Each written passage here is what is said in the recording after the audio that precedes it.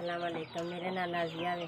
मजदूर बंदे हैं, बट्ठे 3 लाख रुपया कर्जा निक्के निक्के बच्चे ने इन्ना भी नहीं बजड़ा बच्चे लै कर्जा खान लगे हैं लान का कोई पैसा निक्के निक्के बच्चे मतलब मेरा जरा गुर्दे के दोवे खत्म हो गए हैं गुर्दे दूँ पथरी ने कोई काम बंदा मेरा बीमार है तो कोई काम को नहीं होंदा। मैं आपे थोबे शोबे वट के सच्चा पाई रख के 1500 इट्टा का पानी हाँ कुछ 1000 खंड खर्चा 1500 2000 दे छे हफ्ते चलो टाइम पर पास करने 3 लाख रुपया कर्जा वे निके निके बच्चे न मेरे बच्चे इन्नी आमदन नहीं बची मैं अपने खावन का इलाज करा ला मसा मार के इन्नी दाल रोटी चलती है इन्नी के कमाने 3 लाख रुपया कर्जा वे।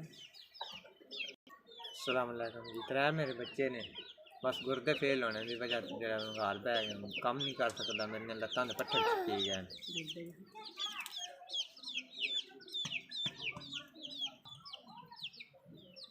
बट्ठे की जिंदगी तो बट्ठे ते गुजर जानी है अपने दिहाड़े पूरे कर रहे हैं कर्जा रज बड़ा वे 3 लाख रुपया वे माड़े बंदे हैं।